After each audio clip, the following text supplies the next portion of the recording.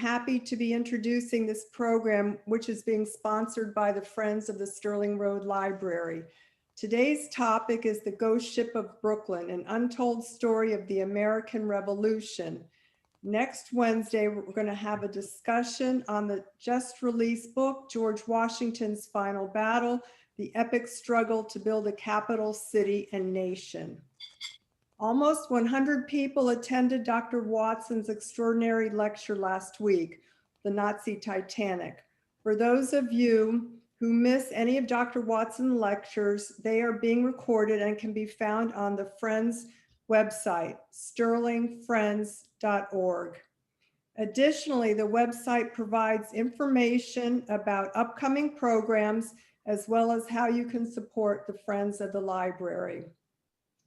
This presentation will be approximately 1 hour with a Q&A to follow. Please keep yourself muted and submit any questions via the chat box at the end of the lecture.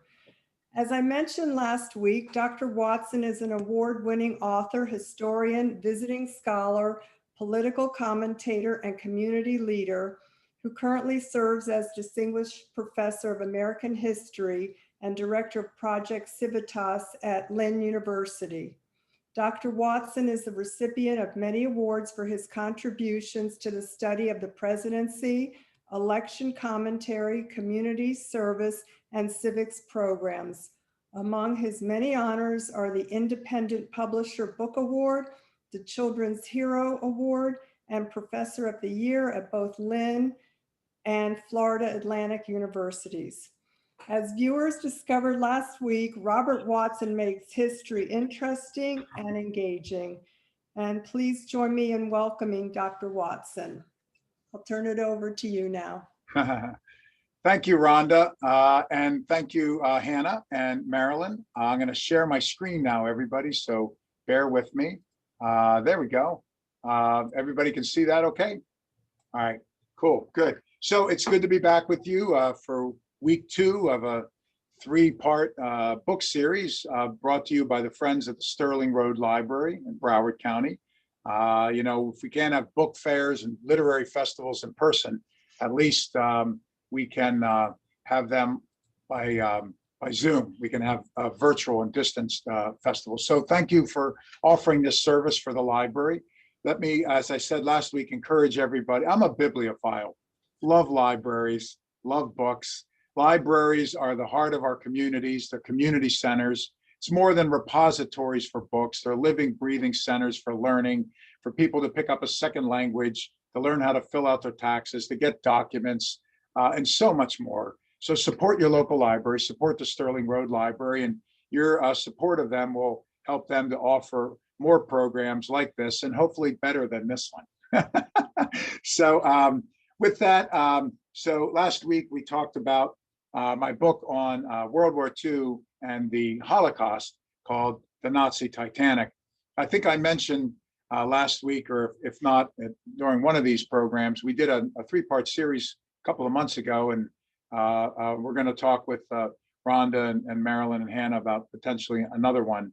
But when I started my career, I admit to being a history nerd. I love what I do for a living. I could not imagine doing anything else. I will do this until they carry me out, you know, horizontal.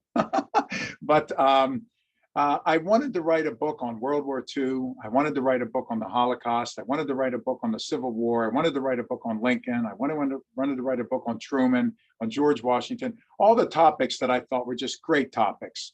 And I never wanted to be one of those historians who was just narrow and always does, like, I don't know, the Chinese dynasties from just the 16th century. I wanted to try to cover a little bit of everything. But one of the things I always wanted to write is I love the Revolutionary period and the founding period. Big fan of the founders. And so I wanted to write a book on the Revolutionary War. And I was trying to think of what the right book was for the Revolutionary War. You know, we all learn about the crossing of the Delaware River, George Washington on Christmas night, 1776, right? When he did a surprise attack against the Hessian mercenaries in Trenton, New Jersey, and won a battle that really saved the war. we all know about the Battle of Yorktown, which was the decisive battle that really ended the war in October 1781. We know about the bitter winter at Valley Forge. And so I was thinking, what could we do? And I knew there was a story. I heard of this story about this haunted ship, this ghost ship, this wretched ship that was known by men during the war, soldiers and sailors, as Hell or Hell Afloat. And I talked to a number of historians and asked them what they know about this ghost ship, this haunted vessel, this horrific tragedy during the war. And to my surprise, but to my pleasure, virtually everybody said they'd never heard of it. So I began going through textbooks to see what people were saying about this incident. And to my horror and to my pleasure, both, I found that nobody was writing about it. It didn't make textbooks. It made nothing. So that's terrible because it was such an important event. But it was exciting too, because then I realized I had a topic, a field that hadn't been plowed yet, a mine that hadn't been, excavated yet, and I could write about it. I'm a big fan of a professor named Gordon Wood. He won Obama gave him the Presidential Medal of Freedom. He's won the Pulitzer. He's basically the definitive scholar when it comes to the Revolutionary era. Love Gordon. I've had the pleasure to get to know him and become friends with him. And if you're all interested, he's coming to Lynn next winter. So I asked Gordon, who's the main man on this, and I asked him about this incident. Of course, he knew about it. He was like the only one who knew about it. But he said to me, I don't think there's enough for a book. I don't think there's enough information that exists on much more than maybe a small article, a short article. So I was kind of frustrated. So what I did, sort of like last week, the story I told you, when I stumbled across 2 letters by chance and then found a box of 700-800 pages of top secret classified documents in London in the Royal Archives. I knew of this incident, and I knew that most of the sailors and the men who struggled and died on the ship, who escaped from the ship, I knew they were from New England. And I knew what part of the Navy they were in. They were privateers, and I'll more on that in a moment. And I knew from my studies of the Revolutionary War what towns most of these folks came from. So I was able to narrow down to about 6 New England fishing coastal villages that were around during the Revolution. Make sense, everyone? So I contacted librarians. Woo! I contacted librarians at those places, and I said, listen, there was this event that nobody knows anything about, but it's one of the big stories of the Revolution. And I said, could you check any old newspapers that you have archived, and I gave them some dates. I know when some of the prisoners were escaped and some of the prisoners were exchanged and some of the men from the ship escaped. And I gave them the names of some horrific British wardens, the name of the ship, and said, let me know if you have anything. And I sent each of them a box of dark chocolate Mac nuts. So I suppose I'm going to have to send Rhonda, Marilyn, and Hannah. So Rhonda, when you email me next time, remind me, and I'll make good on it. So you'd be surprised, everybody, what you can get people to do for dark chocolate Mac nuts. Some of my friends say that I'm a tough person, that if Al Qaeda captured me or ISIS captured me, they could beat the hell out of me and I would not say a word. But if they put some dark chocolate Mac nuts in front of me, I'd let them know whatever they wanted. I'd give them the launch codes, right? So I sent them a box of dark chocolate Mac nuts and said, here's my contact, let me know. Months and months later, I get an email from a library in Rhode Island. And the librarian wrote, oh my God, we have a 150-page diary from a little boy that survived, he was 13, that survived that incident, that ship. And he wrote all about it. And we have it in the basement of our library since like the year 1790, right? And I'm going, oh my God, right? What's more, it has the names of others who survived, the date that they escaped, what town they're from. So now I was able to play detective, right? So it was librarians that helped me to write this. So what I want to do, I want to start off with a little story for you that I think relates to this and to the war and prisons in general. It's a story about the Peloponnesian War. And the Peloponnesian War was fought between the Athenians and the Spartans.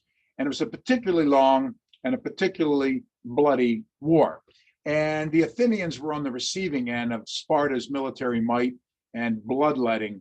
And there was a custom back then that if you died in war, you were among the greatest heroes of that city-state or that people. That the key for you to be remembered and to be a hero was not only to die in war, but you had to be eulogized. If you were not eulogized, if somebody did not get up and dedicate, consecrate, or hallow the ground upon which you fought and died, it was akin to being disrespected. So the idea of a funeral eulogy during the Peloponnesian War, the 440s, was the highest honor.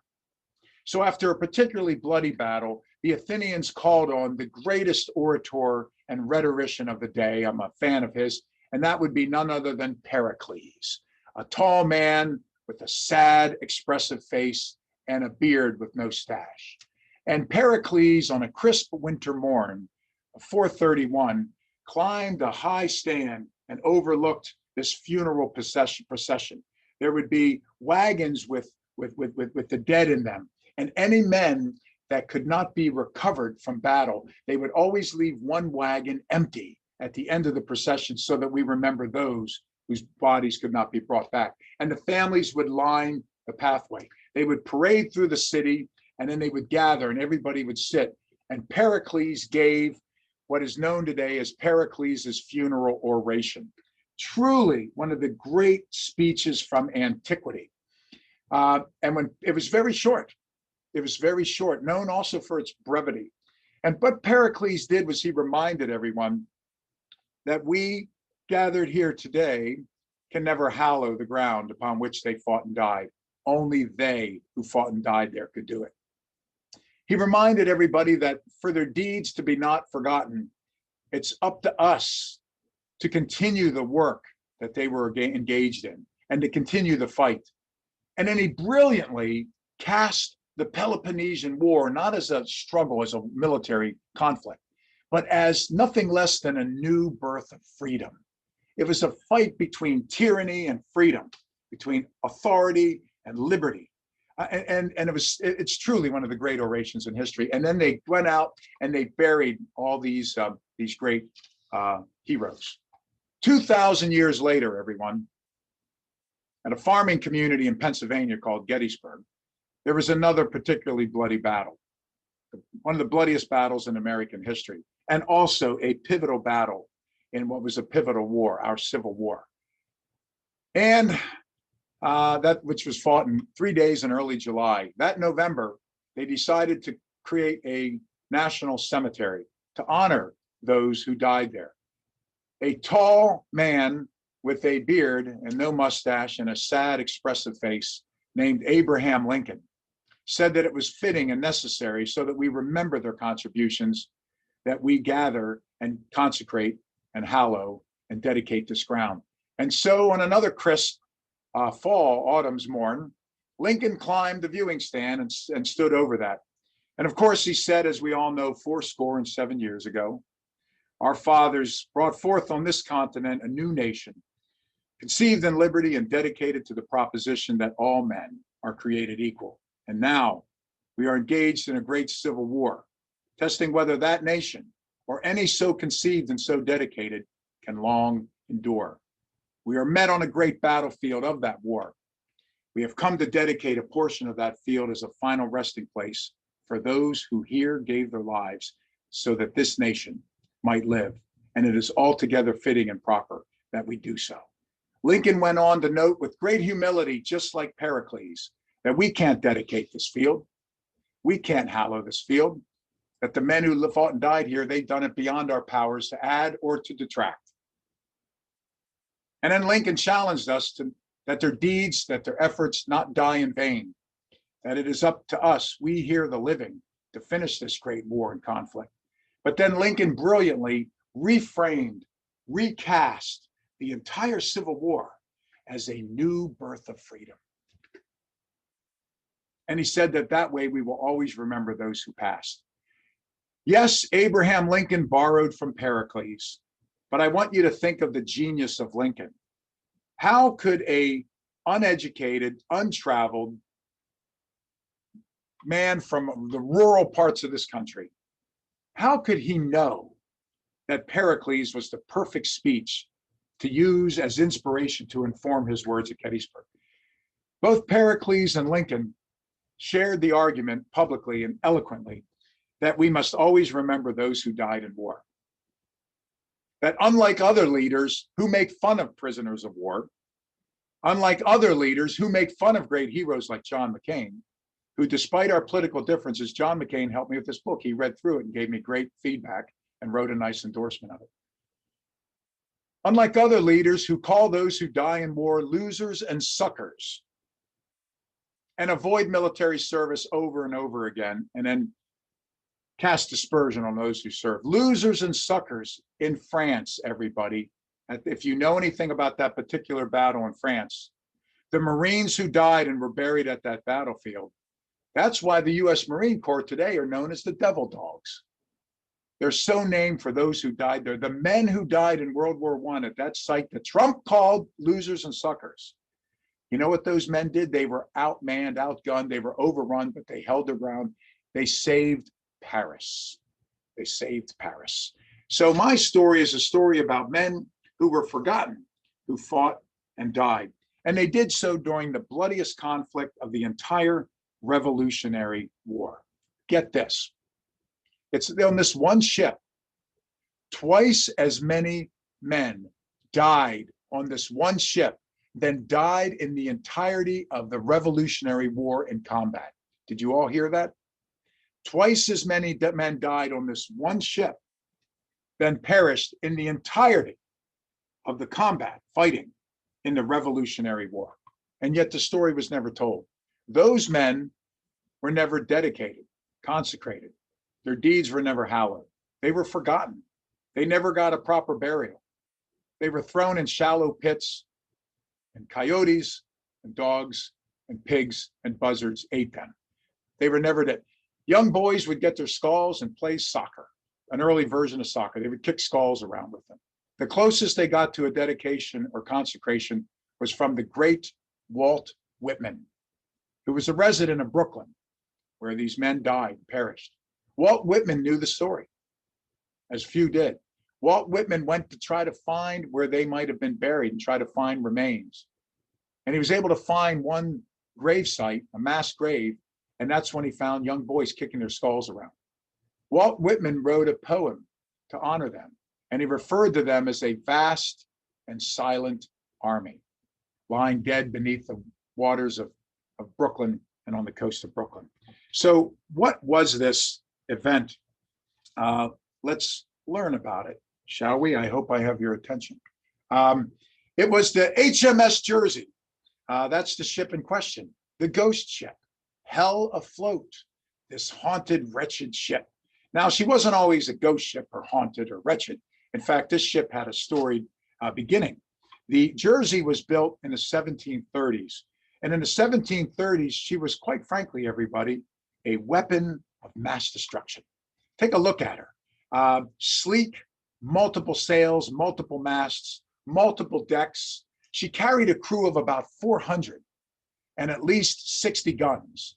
She had guns out her stern, off the back, off the bow.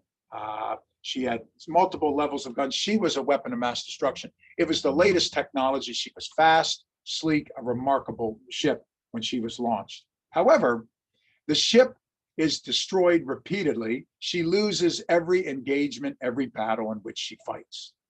She fights off the coast of what is today Colombia.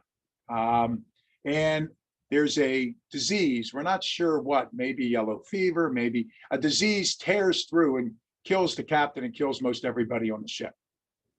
Then she sails to off the coast of Cuba, where she again is fighting, and again a disease tears through and she's blown to pieces and the captain dies mysteriously and suddenly. She earns a reputation as a ghost ship, as haunted. No one wants to serve on her. No captain wants to serve on her. So she's brought back to England and dry docked. Now, in the 1770s, she gets one more mission, but not as a warship because of her checkered past. They retrofit her as a supply ship. So what an inglorious demotion for what was once one of the most beautiful and remarkable warships on Earth. Now she's a supply ship. What's her mission? She's loaded with cattle, flour, necessities, and she sailed to New York, where she's going to service the Revolutionary War. She's sent over as a part of a flotilla and an armada led by this man, General Howe, and his brother, Admiral Howe, the Howe brothers. And they're sailing for New York City. And in the late summer of 1776, they arrive. This battle is made famous by the Broadway musical Hamilton. 32,000 men on New York Harbor, right? So, and the Battle of Brooklyn, right? So that's rapped about, and it really happened. So Howe arrives with 32,000 men, which was the largest expeditionary force to set sail at the time, in an armada of warships, and including the Jersey, the ghost ship, carrying cattle and flour and whatnot. They also had 9,000 Hessian mercenaries. Those are the Germanic soldiers of fortune. They arrived, and you can see at the lower left part of my graphic, at Staten Island. Then they landed for the Battle of Brooklyn, which is also known as the Battle of Brooklyn Heights. And if you're from there, it's known as the Battle of Long Island, okay? And that's how you pronounce it. Washington had about 10,000 men, and you can see from the scheme here, the British in red surrounded him and drove Washington across the East River.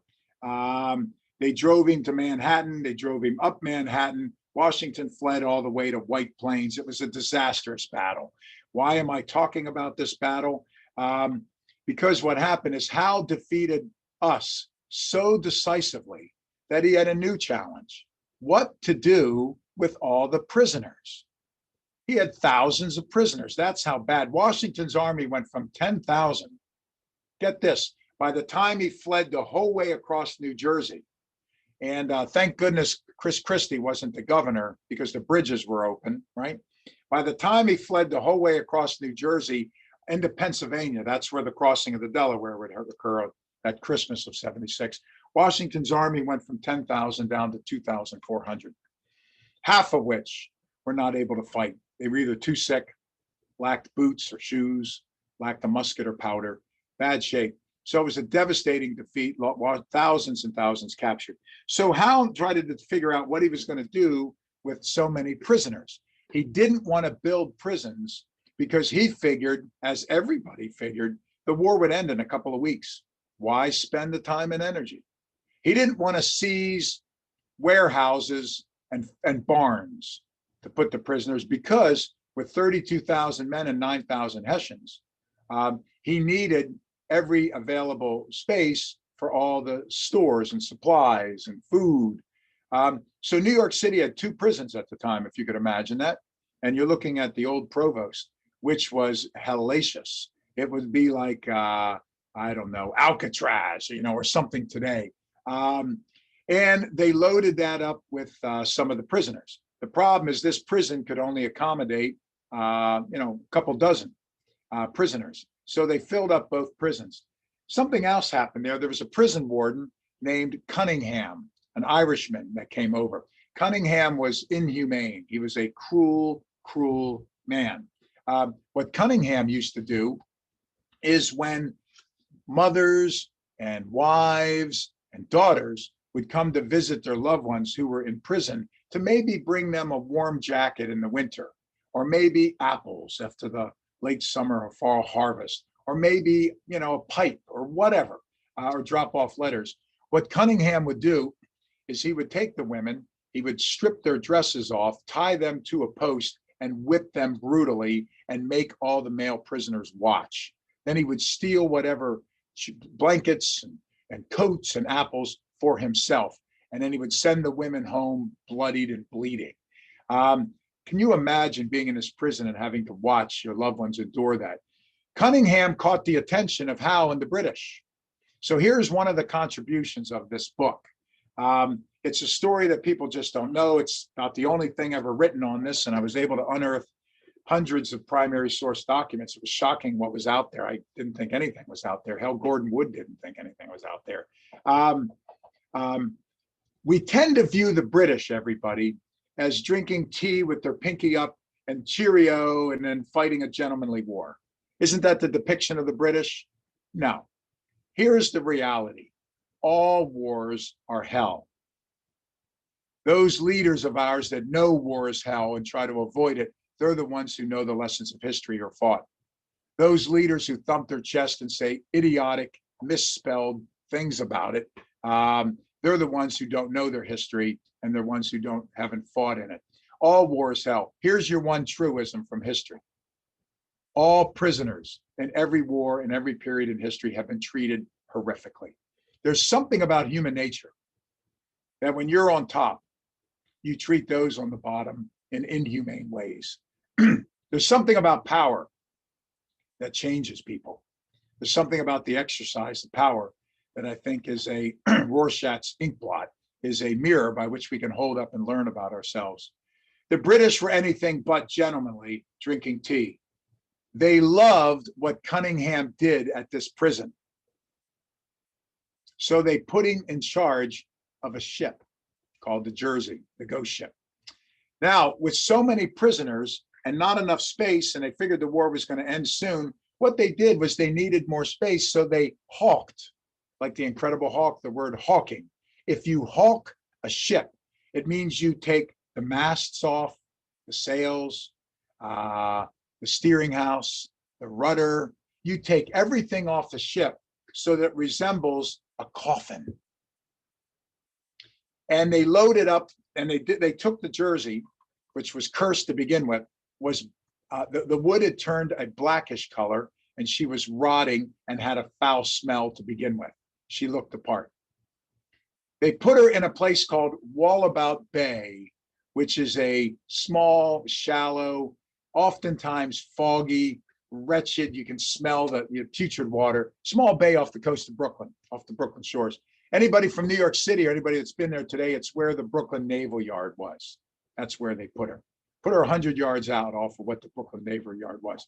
They hawked her, so she looked like a floating coffin. And you can see from the depiction here, they tied ropes and chains off of her bow and stern, and they moored her there, setting in the muck. It was so shallow and mucky that some days she was leaning on her side because the water was only a few feet deep. And the British put 1,000 American prisoners, soldiers, inside the ship. They nailed down the hatches, boarded up, the portholes, and all 1,000 died. The British got an idea. Why don't we use this ship as a psychological weapon of terror? Let's put another 1,000 in there and let them die.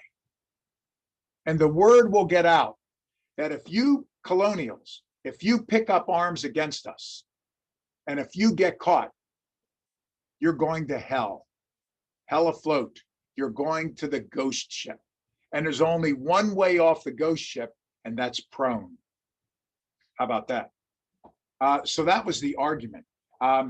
So far from the British fighting this war as gentlemen with the pinky up, far from the British accepting prisoners and treating them with dignity, the British basically tortured and mass murdered men aboard this ship, the ghost ship. This is why she had such a bloody reputation, why twice as many men died on this one ship than died in combat during the entirety of the Revolutionary War. So then the British, and they put Cunningham on board, and Cunningham loved to torture men and just slaughter them.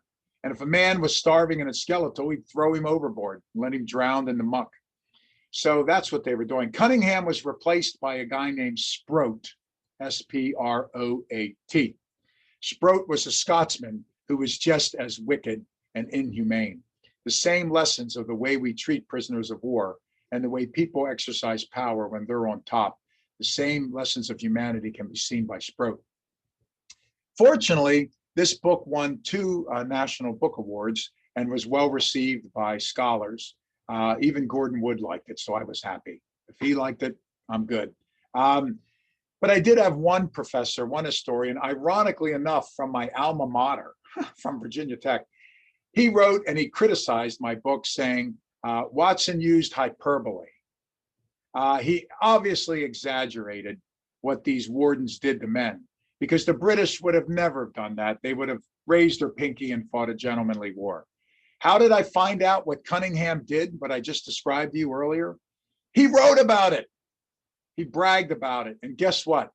I found his war reports still surviving in London. He also wrote letters to the High Command, the Admiralty. And they wrote letters back. And you know what they said? Attaboy, keep it up. Sproat's letters survived. Sproat, the Scottish warden, who was the overseer of this ship. What did Sproat say? He bragged about it. What did Sproat do? Let me give you one example. Toward the end of the war, some of the prisoners told Sproat, you do know this war is going to end. And you do know it's going to end badly for you because you have killed thousands and tortured thousands on board the ship. They said to Sproat, one of a couple of scenarios is going to happen. Number one of these days, George Washington's army is going to come marching into Brooklyn and you're toast. And when the word gets out. Number two, if the war ends and you try to run, if you don't get back to Scotland, you're done. Number three, the prisoners could rise up at the end of the war and they'll tear you from limb to limb for what you've done. So Sproat organized a prisoner exchange.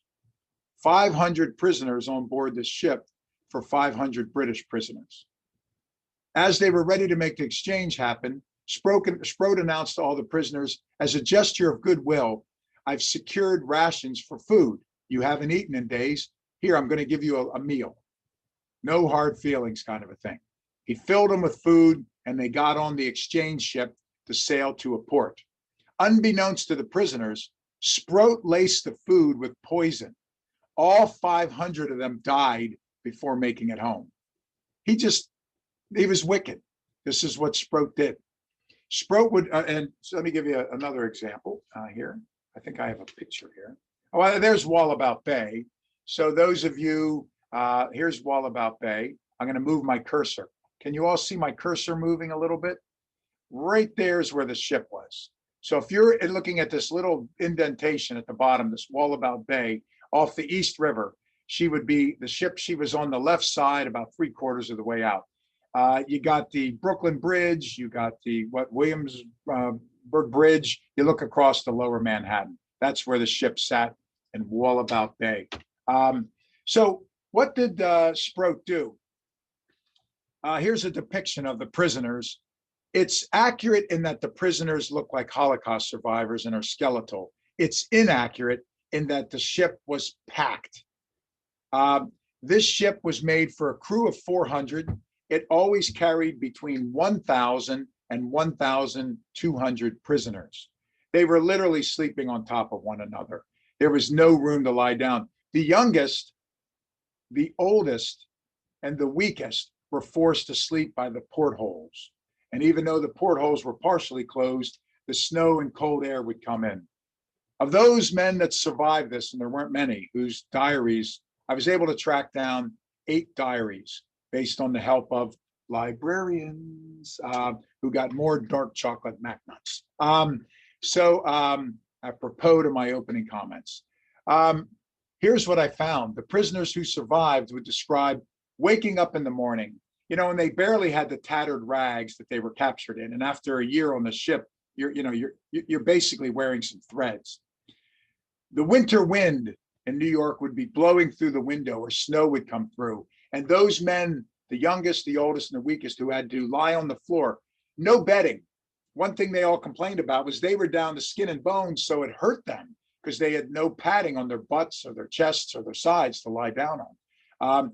That the men would wake up in the morning and those by the windows would be frozen stiff with snow on them. or a man's feet would be green with gangrene, and that would be it. Every morning, Sproat would yell the same thing. They would open the hatch and Sproat would yell down, rebels, turn out your dead. And I wrote that on the screen here. Every morning, rebels, turn out your dead. An average night on this ship, 6 to 12 men would die every night. Now, I want you to think of this. The Revolutionary War was fought from the spring of 1775 until the fall of 1783. That's several years. There's 365 nights in a year. Multiply that. Now multiply it by 6 to 12 men per night dying, and you're into the thousands upon thousands. So men would have to carry the dead up to the top of the ship. They would throw them in what Sproat called the dead boat, a little rowboat. Then 2 or 3 of the men would have to row that boat to the Brooklyn shoreline 100 yards away. And they would row under armed guard so they couldn't escape. There, they would take out shovels and dig a grave. However, they were only ever allowed, and we have eyewitness, several of the men wrote this, and I wrote it verbatim in the book. I took their words. I let them tell the story. They would throw they were allowed 2 or 3 shovels of sand. And then the British would bayonet them back on board the dead boat and make them throw the bodies. So the bodies are mostly exposed.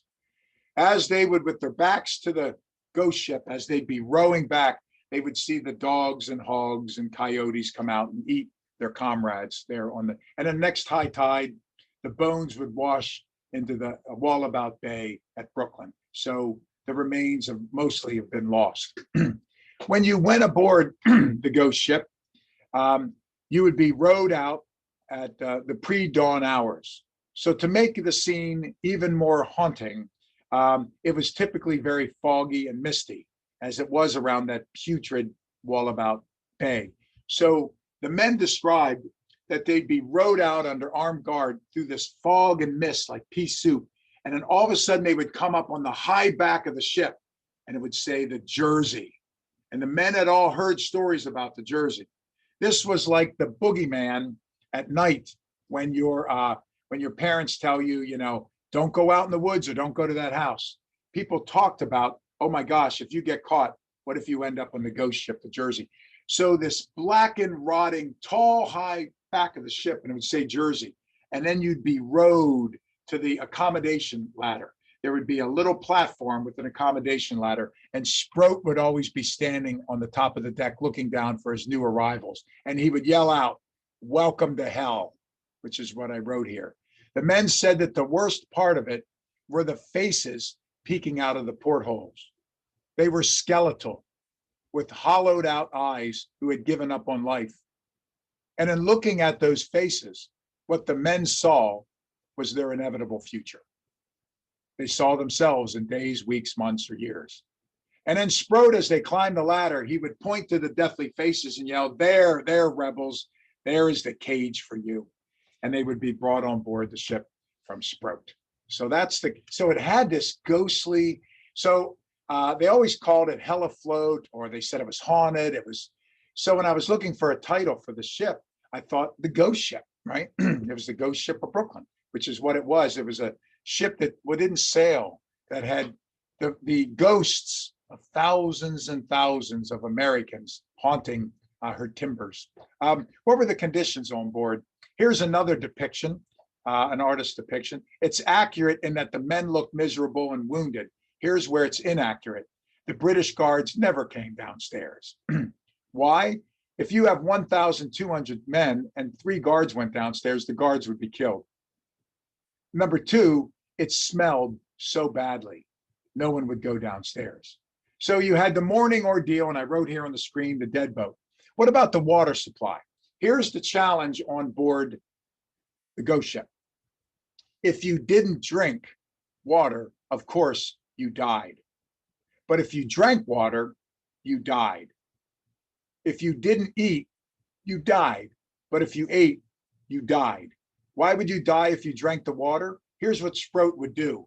Each morning, they would have to carry up the tub, and I wrote that on the screen here, the tub. What they did, below deck, they put a tub, and that's where everybody urinated, and it was filled with human urine and feces. The tub always overflowed. The men that were in the lower decks, it dripped down through the cracks.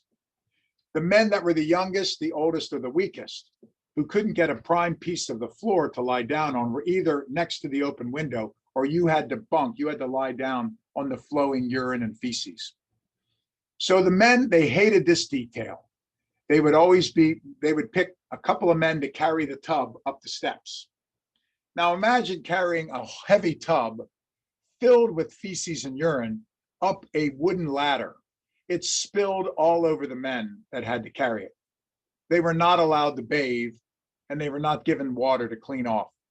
You just stayed covered in feces and urine until the next time it rained, if you happened to be lucky enough to get on the top deck. They carried it up and then they would dump the tub overboard into Wallabout Bay. And then Sproat would lower the buckets by rope and bring the buckets up and tell them, there's your water supply. So if you didn't drink water, you died. And if you drank water, you just died of diarrhea and, dehydration and whatever disease you caught from the feces. The men described being so thirsty, so dehydrated, dying of thirst, but they still couldn't get the cup up past their nose because of what was in it. And they described drinking and then vomiting, which does more harm than good. So if you drank, you died. If you didn't eat, you died, but if you ate, you died. Why? I wrote His Majesty the Chef. The chef was a cruel individual, and they had what was called the Great Copper, and I put that on your screen. It was a massive copper boiling bowl, and they would fill it with water. Unfortunately, Sproat would always order that it was the water, that they got out of Wallabout Bay after they dumped everything overboard. And the men were given rations. They were basically given one of a few things to eat. One, it was called burgoo. The men called it burgoo. It's basically like porridge, But the men would have to dip it in that boiling water to give it, a porridge consistency. The problem, they said, is if you dipped it in the water, now you're eating and drinking feces and urine. If you didn't dip it in the water, you have this flaky porridge, which you couldn't get down your throat and you're coughing. The second thing they were given to eat was hard tack. Hard tack is a bread that is the consistency of the heel of my shoe. Now, if you bit into hard tack, you oftentimes lost a tooth. That's how hard it was. So what the men would do is they would always put it in the water to boil it a little, to soften it so they could eat it. The other reason for putting it in the water is all the maggots and bugs would come out of the hard tack.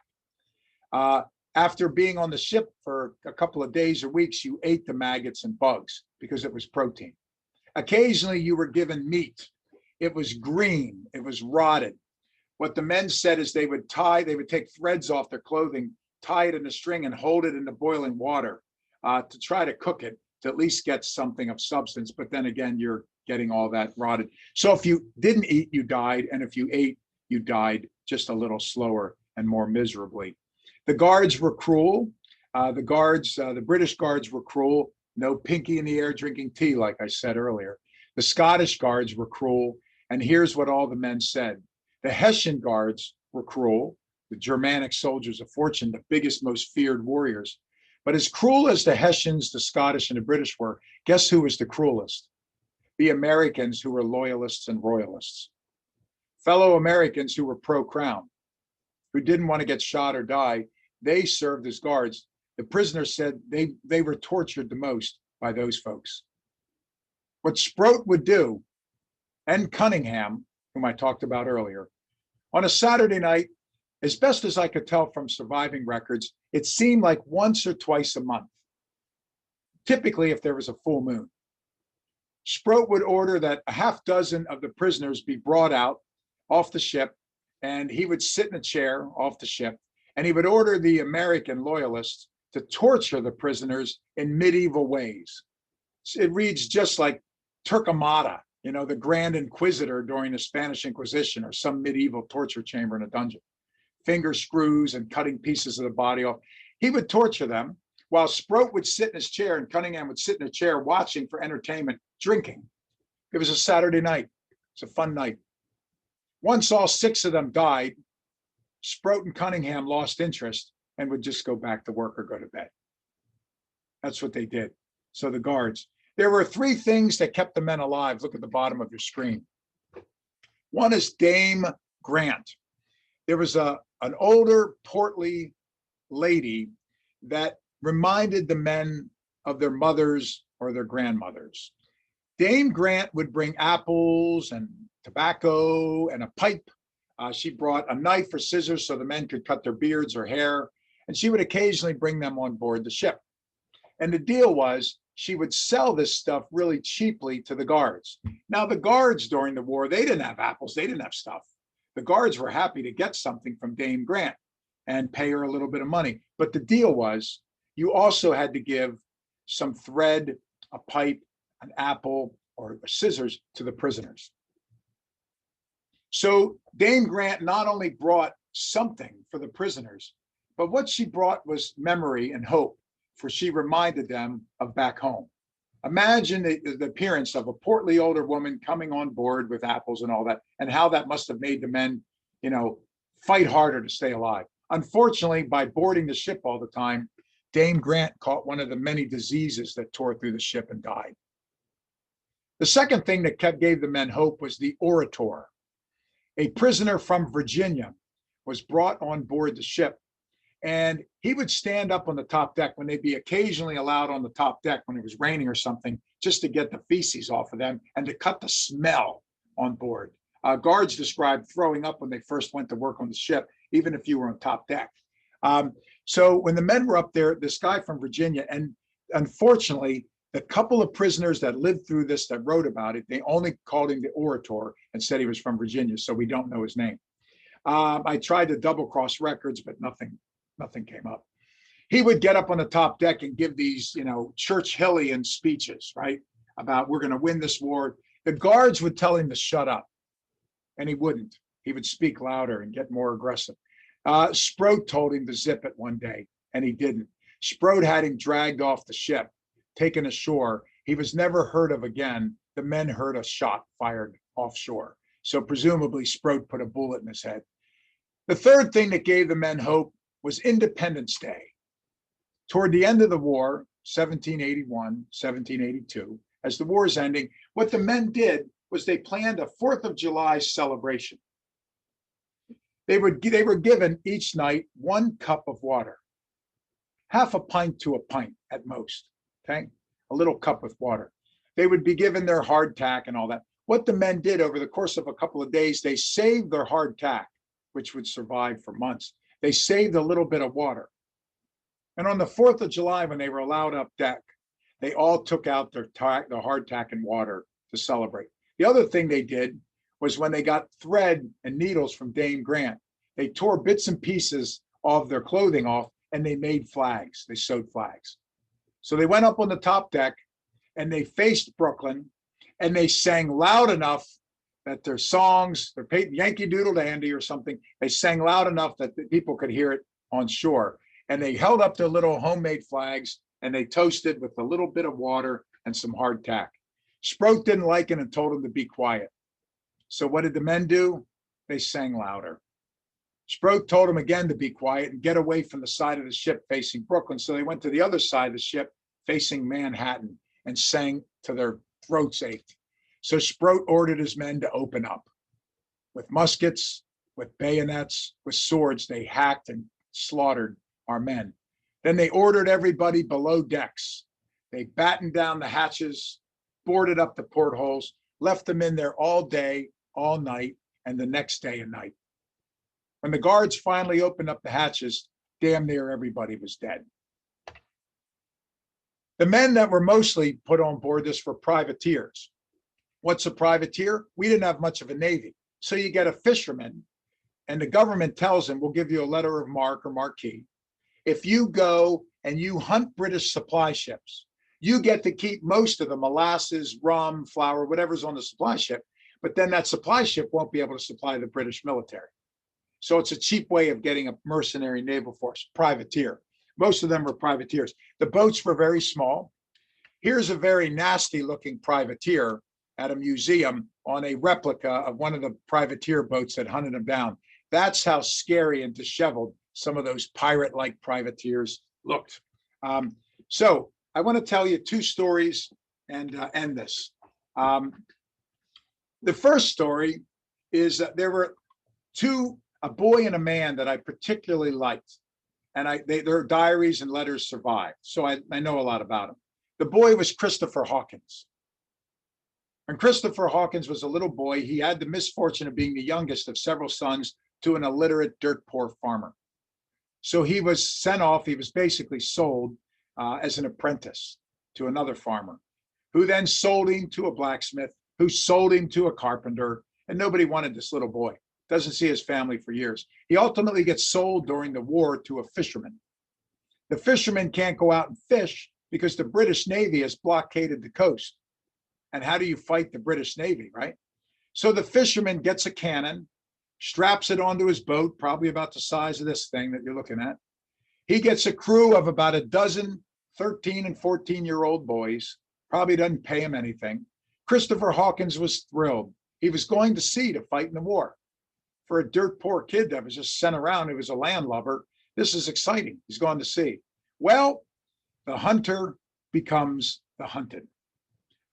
His little boat, the Eagle, as soon as it sets sail, the HMS Sphinx, a British warship, hunts it down and blows the boat out of the water.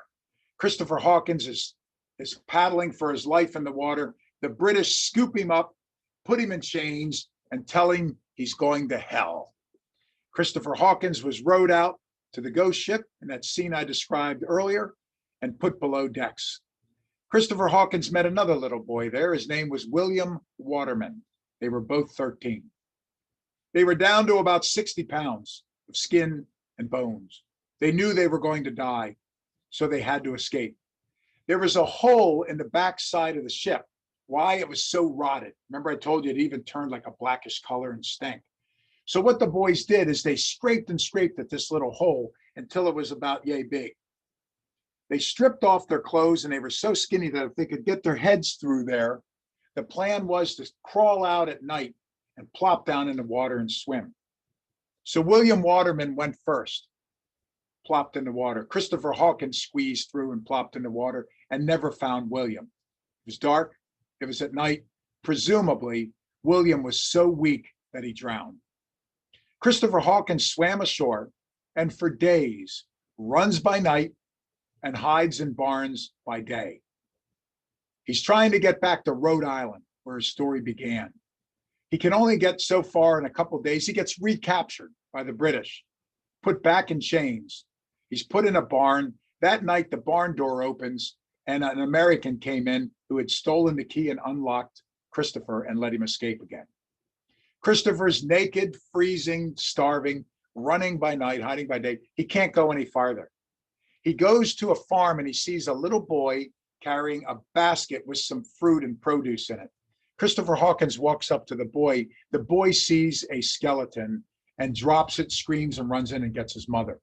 The mother comes out and tells him, quick, come in the house. The mother starts crying and crying and crying. And she says, were you on the ghost ship? Were you on hell afloat? He says, yes. How'd you know? She says, my husband just died on the ship. She clothes, feeds, and bathes little Christopher. And she shows him how to get back to Rhode Island. He makes it. He gets back to Rhode Island.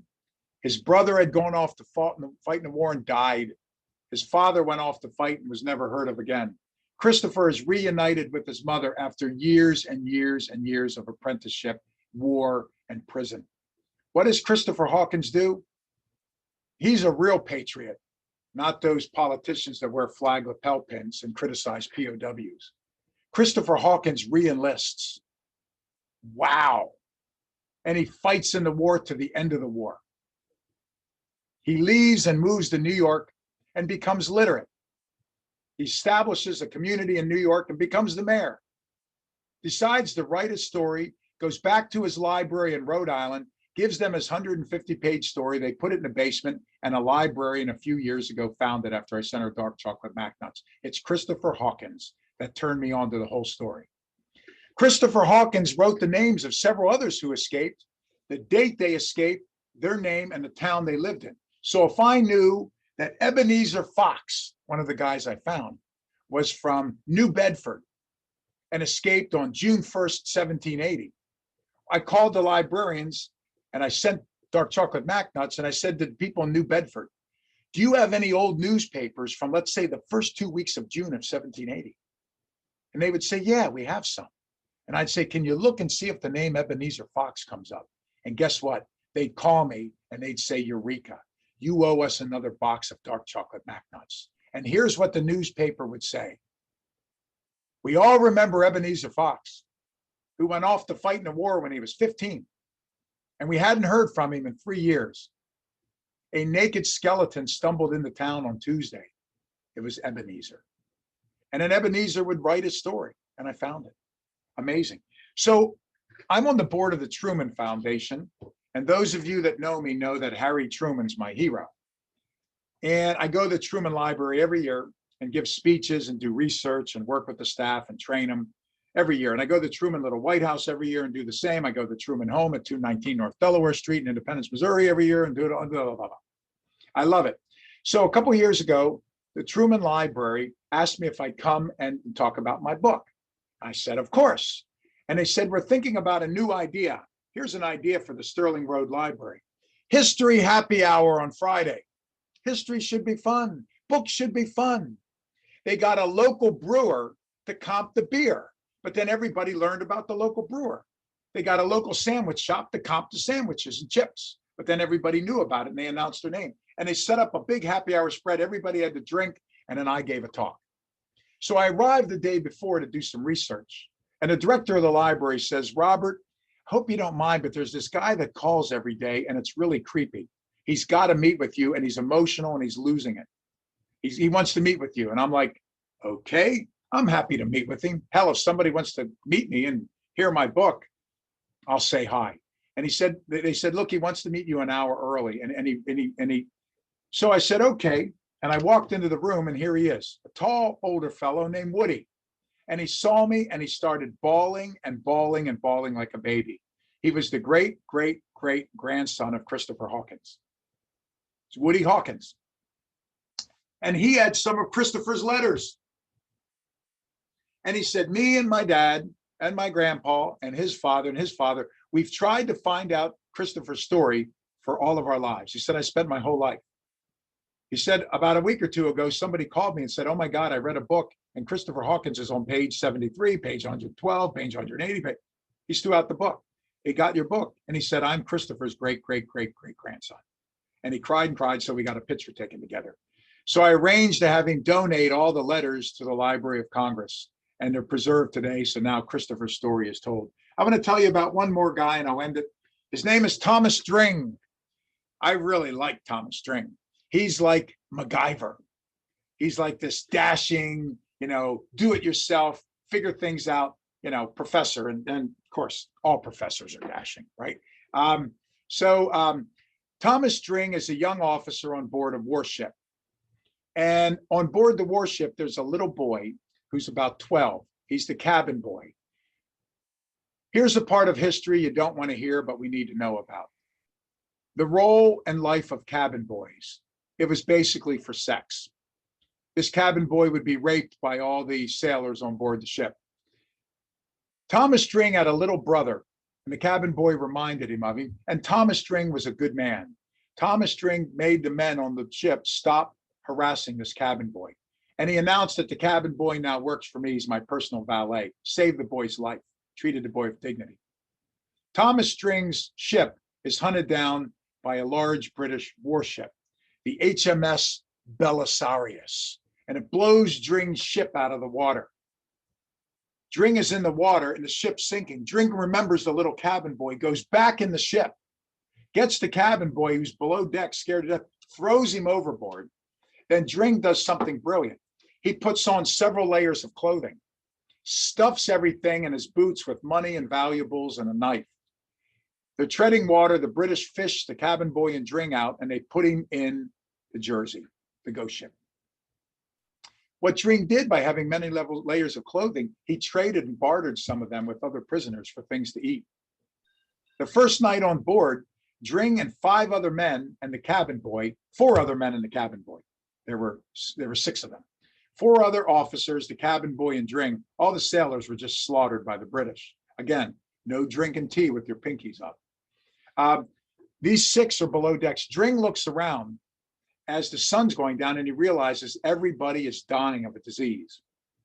There was an early form of an inoculation, now that we're in the day and age of vaccinations, called a variolation. George Washington had it during his only trip away from the US. It was to the island of Barbados for a few days when he got variolated. And during again, smallpox. And during the Revolutionary War, the disease tore through the British Army, but Washington made sure his army was variolated, inoculated. It probably helped win the war, everybody. I always say that Washington's trip to Barbados as a teenager probably saved the American Revolution. So what Dring does is he knows about this, he read about it, so he goes to a man who was dying and had some open pus wounds. Dring, with his knife, cuts his own hand and infects himself. Then he does that for the other 5, the 4 officers and the little boy, and they all get infected, and they all get sick as hell. But a few days later, they all survive except the cabin boy dies. Dring never forgives himself, believes that he caused that cabin boy's life. Dring survives one thing after another. What Dring does is he always volunteers for the duty to take the tub up and dump the shit overboard, even if he's covered with it. He always volunteers for the dead boat to row ashore because Dring is studying the coast, mapping it out, figuring out where to escape. Dring then, with his knife, digs a hole in the back of the ship, and they wait for a stormy night, a stormy evening, not a Stormy Daniels night, a stormy, rainy thunder night. And they dig a hole, and the officers all plop out into the water. Dring, of course, being the dashing professorial type that he is, Dring is the last one to go over. He sticks his head through and hears screams and gunfire. One of the fellow prisoners told on them. The Hessians were on duty, and the Hessians slaughtered all the men but one. They brought him back on board and announced that one of their comrades, for an extra ration of clean water, was so starving and thirsty that he ratted them out. With the one surviving member of Dring's crew, they hacked his arm off and threw him downstairs for the night so that everybody would have to listen to him scream in agony until he died. What Dring did, as the war's coming to an end, Dring met with Sproat, and Dring talked Sproat into releasing him.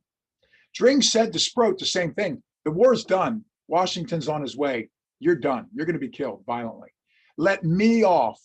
I will go meet with Washington and organize a prisoner exchange, and I will tell Washington that you showed this one act of humanity. Sproat lets Dring off with a medical officer. The deal was if Dring doesn't come back on board, Sproat said, I'll kill everyone. Dring said, I believed him. Dring met George Washington, everyone, and told George the story. George was in a quandary. George said, I can't do a prisoner exchange. If I release 1,000 British, they're fed and they can fight and they're professional soldiers. You know what I get back? 1,000 skeletons who are farmers and are illiterate and are going to die within 2 days. The more prisoner exchanges I do, the longer the war will last. I need to just suck it up and do this. But for you, Dring, how many men were, and Dring talked that there's he said 40 was the number. He had 40 close friends, 39 friends. Washington said, we'll do 40. He sent a ship. The medical doctor ran away for his life. Dring went back on board the ghost ship and caught a disease. When I was reading it, I was going, no, don't die. Sproat actually made good, believe it or not, and allowed the other 39 men to get off. Dring lets 38 joining, and they all get off. Sproat says, who's the 40th? Dring says, you remember the cabin boy? Well, he actually lived. He didn't live. There was another little 12 or 13-year-old boy who was being beaten by the prisoners. Dring saved the kid's life. The other 38 refused to let him on board the the exchange ship because the boy was in the last stages of a disease. They all said he's going to get us all sick. Dring said he comes on board or we don't leave. So they let the boy on board. As they're sailing back to Rhode Island again, Providence. As they're sailing to Providence, the boy inspires everybody by telling everyone, if I die, it matters not, because I won't have that cursed roof of the ship over me. I'll have the stars over me, and I'll be back in my home. The men start working on the boat, sailing it faster.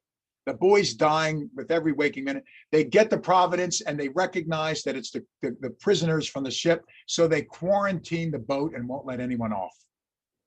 Dring's like, no, the boy's going to die. Dring steals the captain's launch, and at night loads the little boy up and lowers it quietly into the water, and Dring quietly rows it ashore, ties the boat up, and the boy's in his last gasps. Dring goes ashore and finds two farm boys, and they know the boy's family.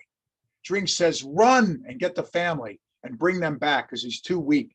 Dring goes and is holding the boy. As the family comes back, the boy died minutes before the family arrived. But at least they got their son back. Dring joined the Navy, became a senior officer, lived a long life, as did Christopher Hawkins, and wrote his diary. And now we know about the ghost ship. I brought her back to life. 2 years ago, the National Geographic channel, a TV channel, wanted to do a show, and they featured this ship. So I got all the old records. I looked up the original specs from when she was built in the 1730s. And National Geographic used their graphic engineers and artists and historians, and I gave them the specs, and they designed the ship. Sent it back to me, and I said, yes, no, change this, change that.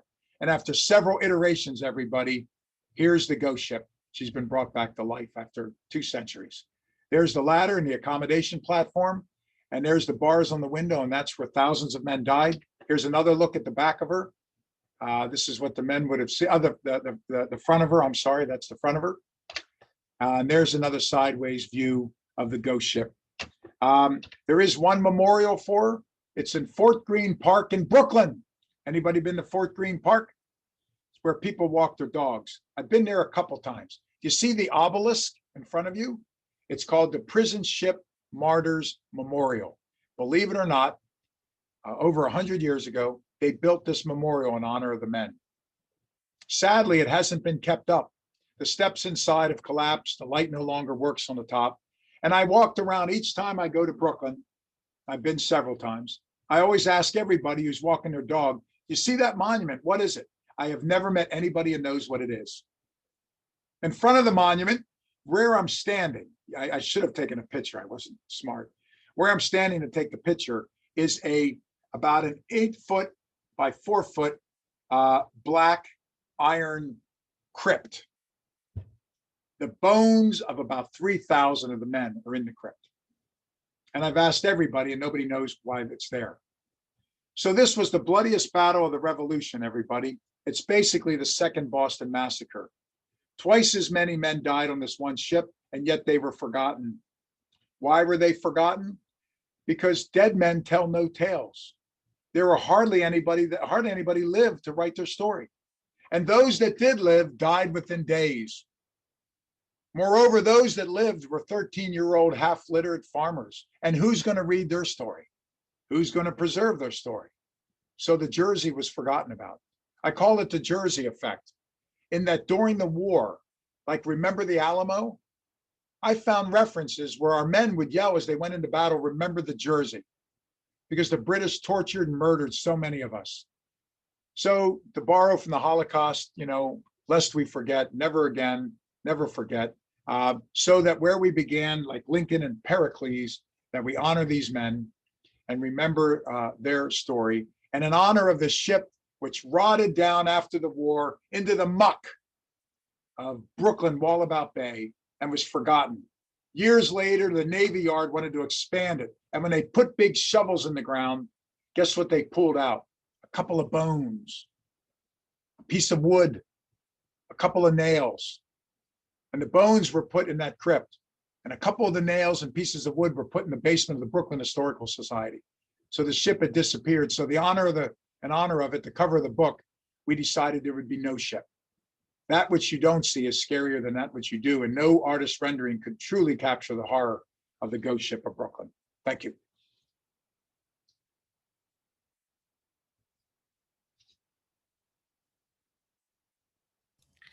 Rhonda, you're muted. Oh, Yeah, sorry. thank you so much, Dr. Watson. We kind of ran over a little bit, but that was Imagine fascinating. that. Imagine me being long-winded and running We over. loved every moment listening to this horrific story, and How thank you. about me? I'll take some questions if you want. was Well, we amazing. can take a couple. Hannah asked, what happened to Spray and Cunningham after the war? Tragically, Sproat and Cunningham lived through the war. Cunningham went back to Ireland. Sproat went back to Scotland. Sproat would never get on a ship. He worked as a trader shipper, but he would never come to America on a ship because he knew if he did and got off and word got out, people would kill him. Sproat was like on the most wanted list. Sproat died a few years later, so he didn't live a long life, died a few years later. Cunningham lived a few years later, but they both escaped justice and went back to Europe, as did the other wardens, most of the guards, and the senior British commanders who authorized this, this ghastly, dastardly floating prison. Another question was, you talked about most of the people on the ship were the privateers, young boys. Were there any of the American soldiers on there that were part of George Washington's army? There were a few American soldiers. There were some French soldiers, and because the British hated the French the most, they were on the bottom deck. So as bad as it was for the Americans, Thomas Dring wrote about this at length. He said the French were worse than us, the poor French. And plus Dring tried to find some levity by saying the French didn't get any butter. And if you're French and you don't get any butter, what's life? So Dring would get like the fat off, if there was any grizzle and fat, and he would shave it off and then try to hold it above the boiling water, and he would save that for the British so they could dip the French so they could dip their hardtack into it as if it was butter. So yeah, there were a few American soldiers, some French soldiers. There were a few American sailors, all different types, but the lion's share were privateers, because the British were especially furious at privateers because they were sacking British supply ships. And if you cut off the supply ships, you can cut off the pipeline and end the war. So this was a propaganda, a terror campaign designed to deter anybody from becoming a privateer. Was it effective? No. If anything, when people heard about it, they were more likely to sign up because Americans were so livid at what the British were doing to us. So it backfired for the British. I'll ask one more question. When did Washington and the troops learn about this ship? Was it at the end of the war, or how did they find out about the ship? They learned early on, as everybody did. I mean, I found accounts in newspapers where people in other states would say things like, be careful, you don't end up on Jersey or on hell. So George Washington wrote letters about this, and I used his letters. Ben Franklin once wrote about this. He notified the French in Paris of what was happening about the ship. Thomas Jefferson heard about it and did a deposition, like a typical attorney, did a deposition with one of the men that survived. So we have Jefferson's account. Hamilton wrote about it. Hamilton was a hothead, as you know, who was livid and handled Washington's correspondence. Hamilton wrote about it. George Washington in his letters via Hamilton, he's asking the British to treat our men with dignity and humanity, and they didn't. At one point, Washington writes a letter which survives, which is really powerful.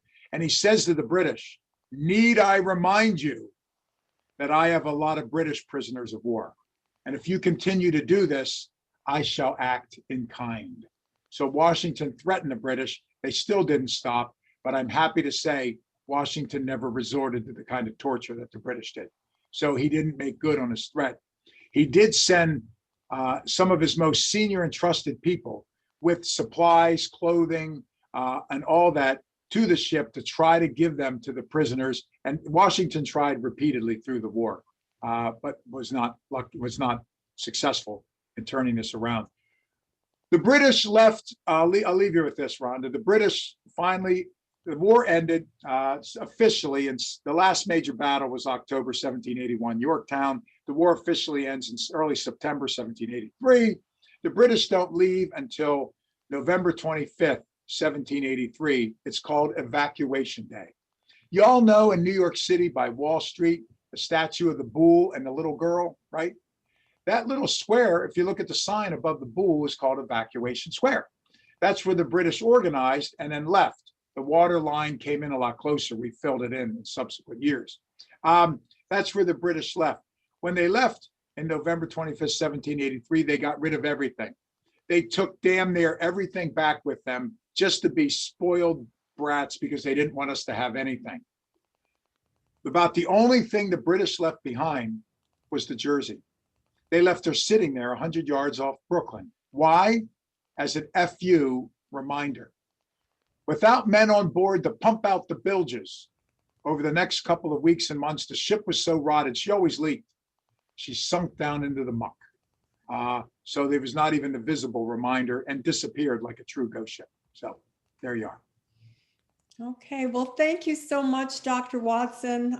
Everybody enjoyed your presentation, although the events were not so enjoyable. And I want to remind everybody next Monday, the 22nd at 7 o'clock, we'll be talking about, George Washington's final battle, the epic struggle to build a capital city and nation. And I'm reading the book and it's fascinating, so I hope you'll join us all. Thank you so much. Bye-bye. Thank you, Dr. Watson. It was incredible. Thank you. You're very kind.